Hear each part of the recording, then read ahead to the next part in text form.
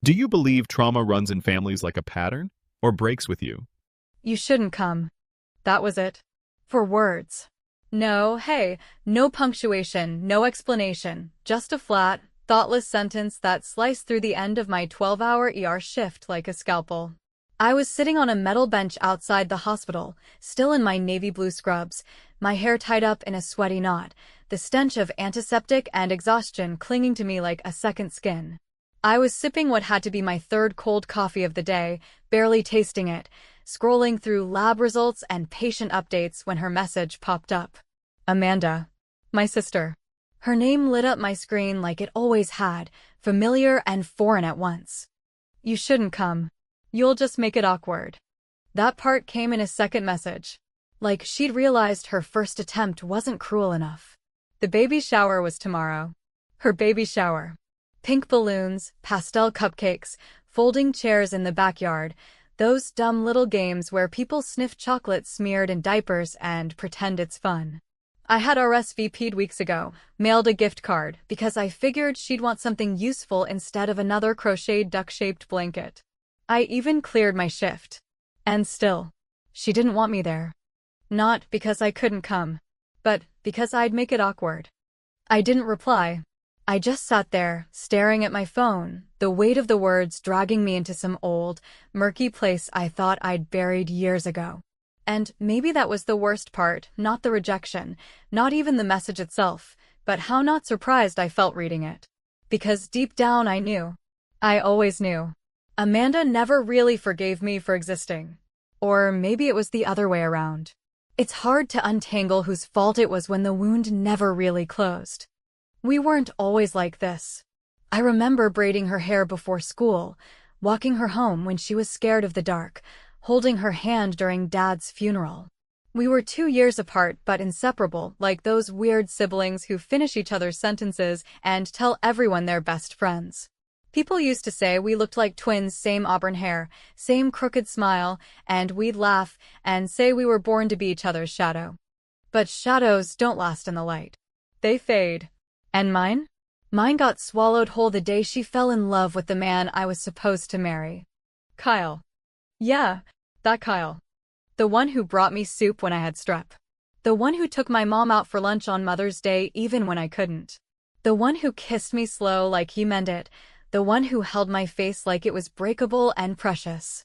The one who cried with me when we lost the baby. The one who, just 1 year later, ended up in my sister's arms. They said it just happened. That no one meant to hurt me. That love is complicated. But I wasn't stupid and I wasn't blind. You don't accidentally end up with your girlfriend's younger sister. You don't accidentally get her pregnant 6 months after ghosting the woman you once swore to marry. You don't accidentally destroy someone and then act like the wreckage isn't your fault. And yet, everyone played their parts like they were in some damn Hallmark movie. My mother said I was overreacting. That Amanda didn't mean it like that. That Kyle was confused. That I needed to be the bigger person. So I left. I moved 3 towns over, took night shifts, buried myself in work and overtime and grief I didn't have time to name. I stopped coming to holidays. I ignored family group chats. I sent gifts and cards and forced smiles when they sent pictures of Amanda's wedding, Amanda's housewarming, Amanda's pregnancy announcement. I never got a thank you. I told myself I didn't care. But sitting there on that bench, reading those 6 words, I realized I did care. Not because I wanted to go, not because I needed their approval, but because after everything, after all the silences I swallowed and the birthdays I skipped and the goddamn grace I showed, she still had the audacity to tell me I would make things awkward. I looked down at my shoes. They were still stained from a toddler's blood. Little boy, 3 years old, hit by a drunk driver. We saved him. Barely. His mother screamed like her lungs were tearing in half. I'd held her as she collapsed, her hands clawing at my back, her tears soaking into my scrub top. I didn't tell her it was going to be okay. I just held her, and in that moment, I wasn't a sister or an ex or a pariah, I was just someone doing something that mattered. And yet, I was the one who would make Amanda's party awkward. I didn't change. I didn't go home. I didn't even shower. I drove straight there the next day in my damn scrubs, with hospital tape still clinging to my badge and the scent of bleach in my hair. I parked across the street, watched the clusters of women in sundresses and wedges and pastel smiles. There were balloons tied to the mailbox, "It's a girl," spelled out in gold letters across the porch. Amanda always did love a theme. I got out, grabbed the plain brown box from the back seat, and walked across the lawn like I belonged there. The moment I stepped into the backyard, conversation died like someone pulled the plug. Eyes flicked toward me, widened, then darted away. Amanda's friend Jessica, the loud one, froze mid-laugh, her mouth hanging open. Kyle, standing by the grill, dropped the spatula. My mother blinked like she was seeing a ghost. Amanda stood at the center, hands on her belly, glowing and perfect in some blush-pink maxi dress. Her smile froze, then tightened. Her eyes didn't say, "Hello." They said, "Why the hell are you here?" I walked up, set the box on the gift table. "Congratulations," I said. Calm. Polite. Cold. She nodded, barely. "I thought I said." "You did," I cut in. "But I figured I'd make it awkward in person." The whole backyard held its breath. And in that moment, I realized something. I wasn't here for her. I wasn't here to fight, or to cry, or to beg for some seat at the table I never should have been pushed away from. I was here to be seen. To let them all sit in the awkwardness they'd created, for once. And I wasn't done yet. The air in Amanda's backyard felt thick with something unspoken, something heavy and bitter and almost metallic, like the aftertaste of blood or the scent that lingers after a storm rolls through and leaves everything soaked and raw. No one said a word as I adjusted the strap of my worn hospital bag, took a small step forward, and scanned the crowd of familiar faces twisted into expressions I could only describe as a mix of confusion, discomfort, and polite horror. It was like I had walked into a play halfway through the second act, and all the actors were waiting for someone to whisper what line I was supposed to say to keep the scene moving. But I wasn't here to play their game, and if the room fell silent the second I showed up, then maybe that silence had been waiting long enough to speak for itself. Amanda didn't speak first, which surprised me. She always did. She was the kind of person who hated gaps in conversation, hated pauses, hated the kind of tension you could slice with a plastic cake knife. But this time, she just stood there, one hand under her belly like she was trying to physically shield her unborn daughter from whatever I had just dragged into her perfect baby shower. Her other hand clenched the stem of a wine glass filled with sparkling cider, a pale pink one probably picked to match the roses tied to the backs of each chair and the tissue paper pom-poms dangling from the porch awning like cotton candy tumors. Across the lawn, Kyle's eyes met mine for the briefest second before darting away, as if he had forgotten I had eyes at all, as if the sight of me was something that burned him a little too honestly. He looked older than I remembered, his hair was shorter, his jawline less defined, and the cocky smile he used to wear like a uniform was gone, replaced by something duller, quieter, and far more afraid. For a moment, I could almost see the boy I had loved and lost beneath the man he had become, but the vision faded quickly, like smoke curling away from a fire that had long since gone out. Someone finally coughed, which broke the spell enough that people started pretending they were still interested in whatever pre-shower small talk they'd been engaged in before I stepped into their curated scene. Jessica, Amanda's best friend since high school and the self-appointed master of ceremonies, fluttered over with a nervous laugh that didn't quite reach her eyes. She placed a hand on Amanda's shoulder, glanced at me like I had tracked dog shit across a white carpet, and said, too loudly, "Oh my God, look at you. Still in scrubs? That's dedication." I didn't bother to answer. I didn't owe her an explanation or a smile or even the courtesy of pretending I was embarrassed. I had come straight from the hospital, after all, not because I wanted attention or to make some grand entrance, but because I knew if I went home to change, I might not have had the guts to come at all. And I wasn't about to let a text message be the final word between me and my sister, not after everything we had been through, and certainly not after everything they had done. Amanda stepped forward finally, and I could see the effort it took for her to soften her face into something resembling kindness. She had always been good at masking, at putting on whatever version of herself she thought the situation required, and right now she was wearing her hostess smile, the one that said, "We're all friends here, even if we're not." Her voice was calm, even, but there was a note of warning buried in it when she said, "I just didn't think you'd actually come." I offered her a slow smile, the kind I had learned to perfect during countless patient interactions when someone asked if they were going to be okay, and I didn't have the heart or the time to give them the full truth. "You invited everyone," I said simply. "And I brought a gift, like everyone else." That seemed to stump her for a second, as if she hadn't planned for a version of this day where I showed up, smiled politely, and didn't throw a drink or burst into tears or drag skeletons out of closets for the whole pastel-clad crowd to examine. She glanced at the box I had set on the table, wrapped in brown paper with a plain white bow, no glitter, no tag, no card, and then looked back at me with the wary expression of someone trying to guess whether the cake was poisoned. "Thank you," she said, her voice clipped now, formal, like we were strangers in a bank line.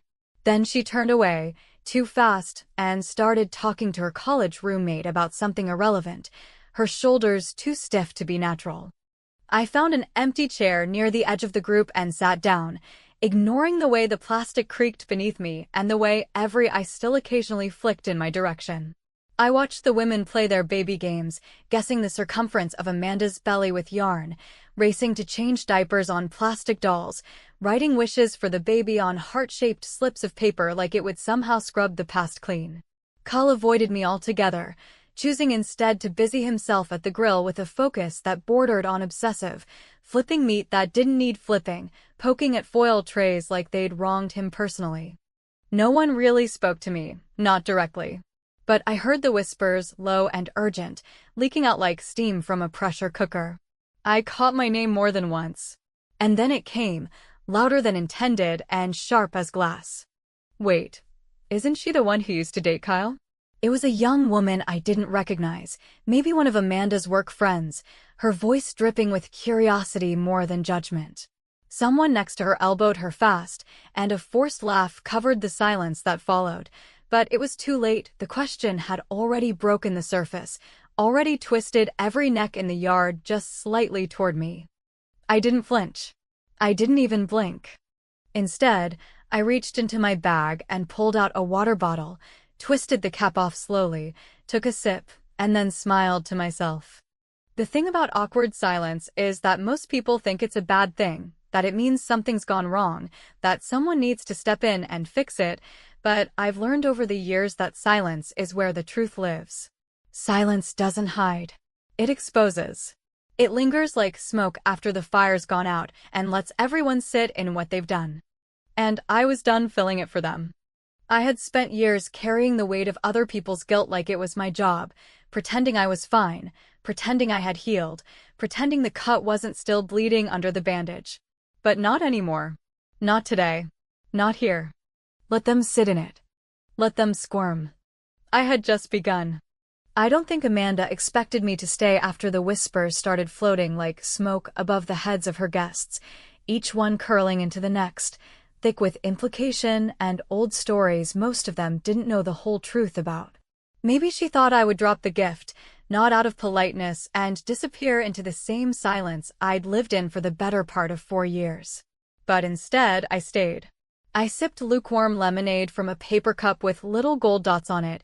I smiled when people looked at me with something like pity or intrigue. And I clapped along when someone won a prize for guessing that Amanda craved dill pickles and ice cream during her second trimester. I sat through the entire display, not because I cared about the games or the decorations or Amanda's carefully curated playlist of soft acoustic covers that made the whole event feel like the inside of a Pinterest board, but because I knew exactly what I had come to do, and I wasn't going to leave before the moment was right. Somewhere around the third round of Guess the Baby Food, while women in floral dresses dipped plastic spoons into unmarked jars and tried to name the pureed contents without gagging, I caught Kyle watching me.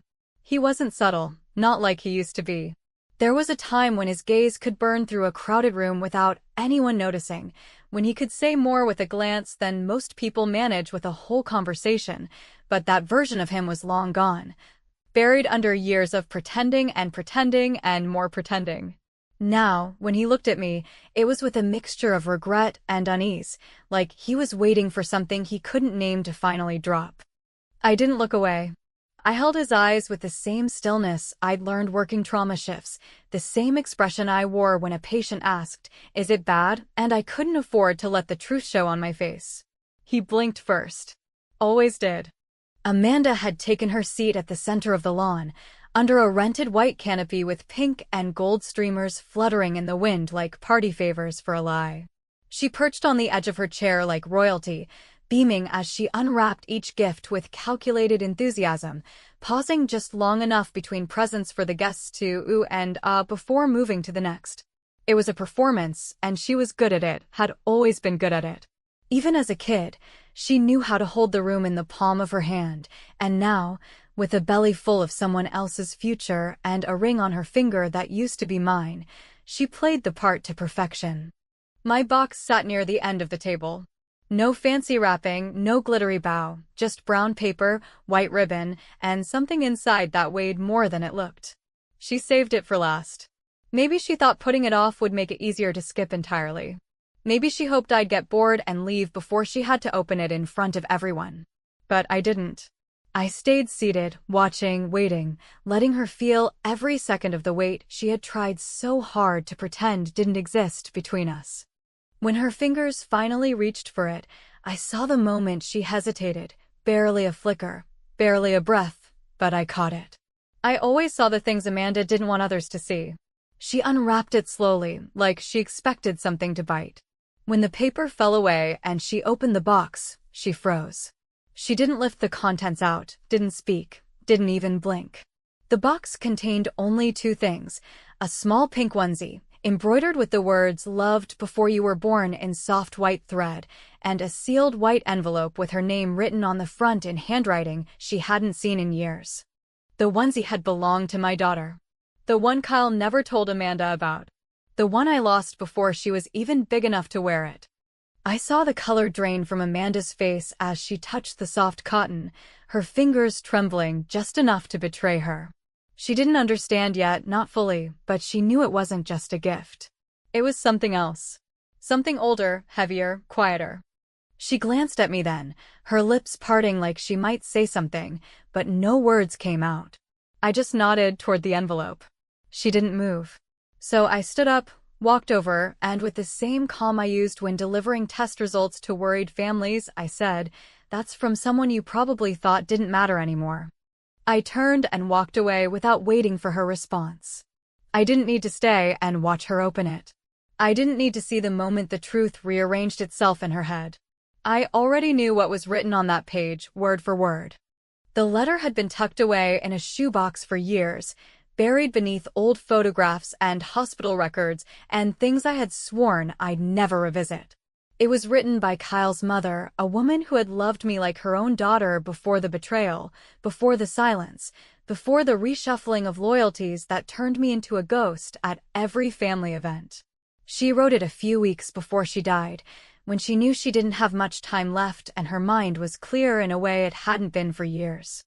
In that letter, she told Amanda exactly what kind of man Kyle was: not cruel, not evil, but weak, cowardly, a man who confused desire with love and guilt with commitment.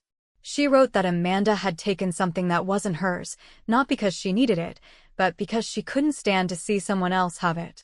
She admitted she had always hoped Kyle would grow up, would earn the kind of love he'd once been given so freely. But in the end, he hadn't. And then came the part one knew Amanda wouldn't be able to read without something breaking inside her. If Kyle had any real heart left, she wrote, he'd still be with your sister. He'd be mourning their baby. He'd be fighting to make it right. But he's with you now, and that means you'll have to decide what kind of woman you want to be. Because I promise you, if you lie to yourself long enough, it starts to feel like truth. But it's not. Not really. And when that life falls apart, don't say I didn't warn you. I didn't stay to watch the fallout. I didn't need to. Some truths don't need an audience, they just need time. And Amanda had all the time in the world now to sit with what she had been too proud or too scared to see. As I walked back to my car, I passed Kyle near the grill. He opened his mouth, maybe to say something, maybe to ask what I had done or why I had done it, but I didn't give him the chance. I looked him in the eyes, held his gaze just long enough to let him feel it, and then I said, quietly, calmly, deliberately, "She deserves to know who you are." That's all I gave her. And then I left. But that wasn't the end. It was only the beginning of her unraveling. And my return. I didn't hear from Amanda after that afternoon, and, honestly, I didn't expect to. That letter, tucked inside my plain brown box like a ticking bomb, had been the only real truth that had ever passed between us since the day Kyle walked out of my life and into hers. And there was no telling how she'd process it once the shock wore off and she was left sitting alone in the middle of a nursery filled with pink ribbon lies and someone else's grief. For a few days, the silence hung heavy in the air like humidity before a thunderstorm, thick and expectant, crackling with the promise of something breaking loose. But it didn't come the way I imagined, not with a scream. Not with a confrontation or even a single angry word. It came instead through a different channel, quieter and more insidious, one I hadn't expected, the hospital break room. It started with a conversation, overheard in that low murmuring way that makes you pause with your hand hovering over the coffee machine, not quite sure if you're supposed to be listening. One of the newer nurses, a girl named Heather who had only been at the ER for a few months, was scrolling on her phone, talking to someone else, Janelle, maybe, or Rachel. I wasn't paying close attention until she said Kyle's name. Not in reference to me. Not even in context. Just his name, tossed casually into the air like a stone, followed by something that caught my full attention.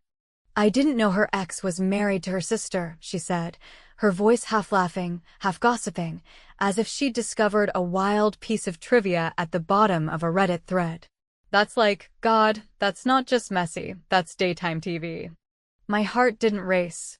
My hands didn't shake. I just slowly reached for my cup, filled it, and sat down without saying a word, letting her keep talking, letting her think she was safe. "I mean, who does that?" she continued, as the other nurse let out a quiet, "Oh my God." Can you imagine? No wonder she showed up to the baby shower in scrubs, like she just walked out of the chaos and into more chaos. I swear, if someone wrote that as a script, people would say it was too dramatic. I didn't say anything. Not that day. Not the next either. But it told me what I needed to know. Amanda hadn't kept the truth to herself. And yet, the strange part was, despite the story circulating in whispered pieces around hospital corners and nurse lounges, no one knew about the letter.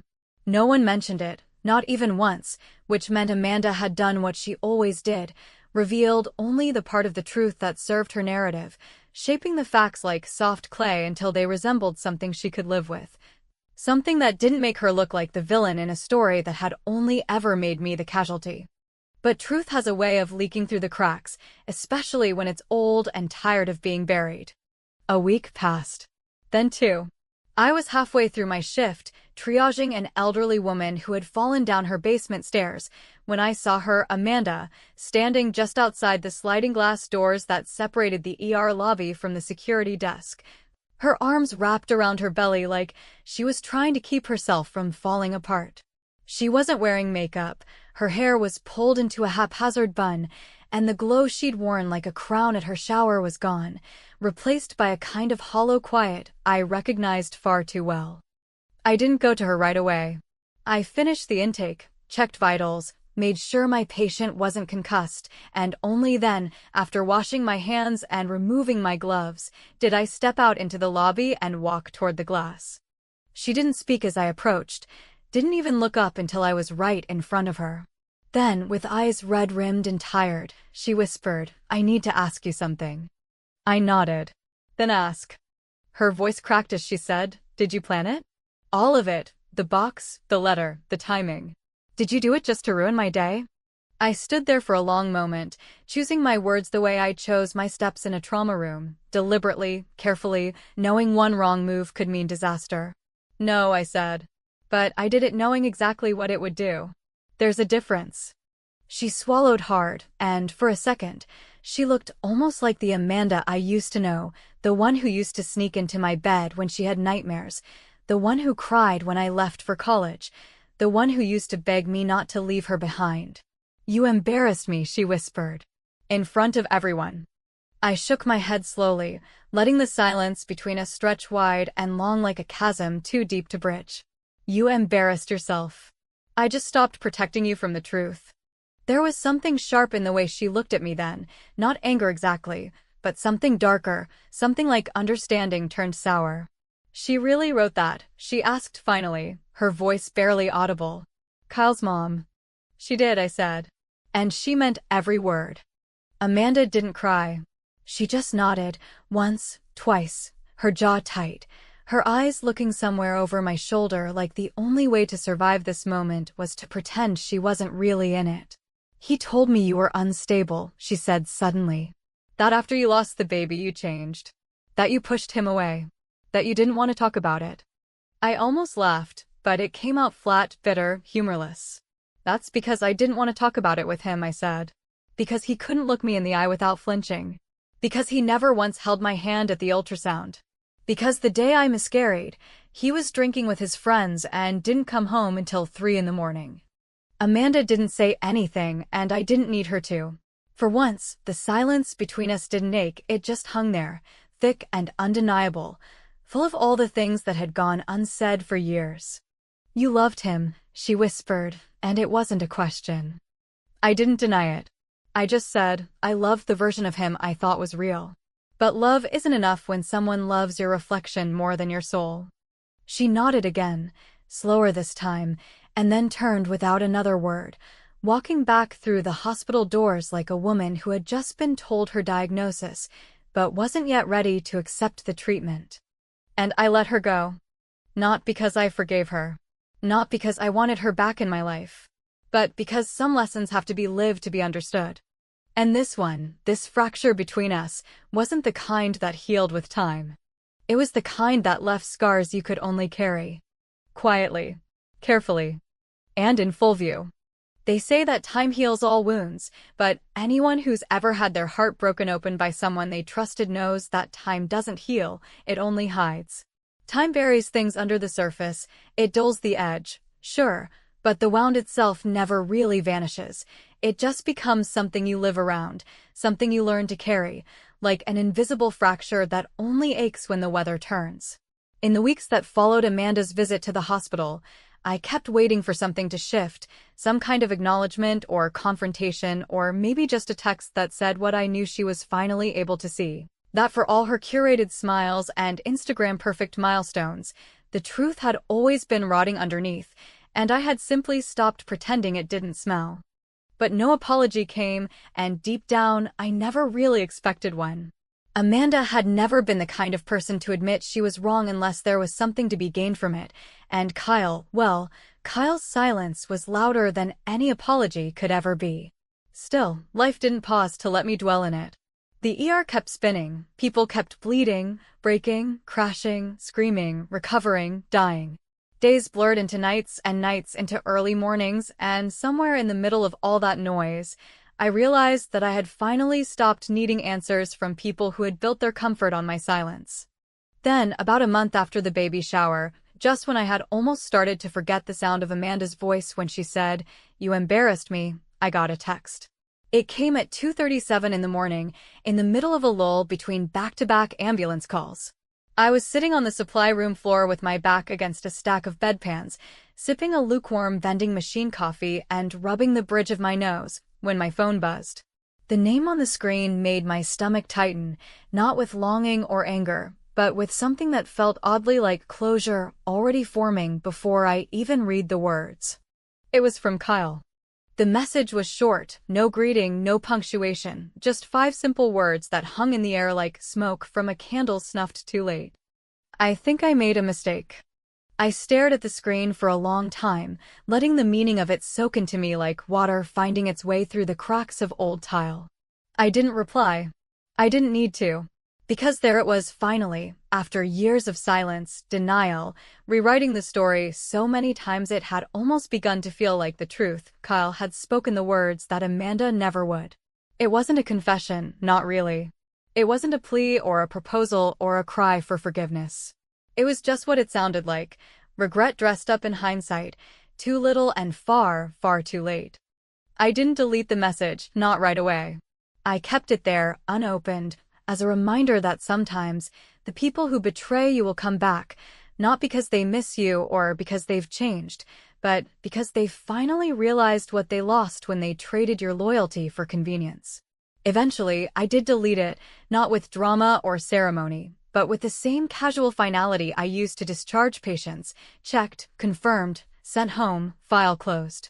But the story didn't end with that message, because life never wraps itself up in neat little bows like the ones Amanda had tied on her baby shower favors.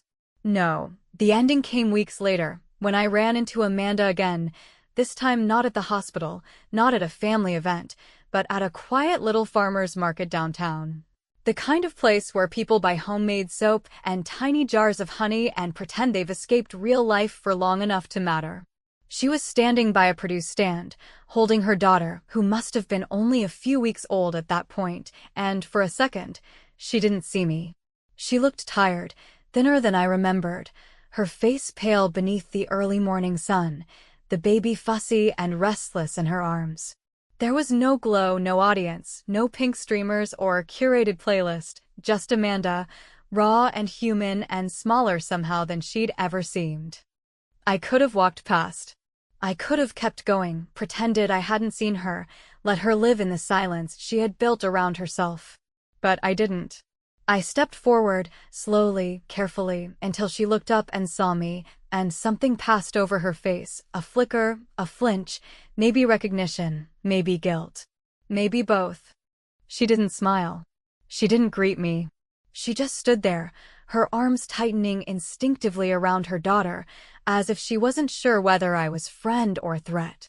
"Pretty," I said, nodding toward the baby, my voice steady but not soft. Amanda glanced down, her lips parting slightly, as if even now, she still wasn't sure how to speak to me. "Her name's Emily," she said quietly. I nodded. "It suits her." For a moment, we just stood there, two women with too much history and not enough words, the baby fussing softly between us. Then Amanda asked, barely above a whisper, "Do you hate me?" I didn't answer right away, because the truth wasn't simple. The truth was that I had hated her, once, furiously, devastatingly, with the kind of rage that lives in your bones and makes your skin feel tight every time you think about what they took.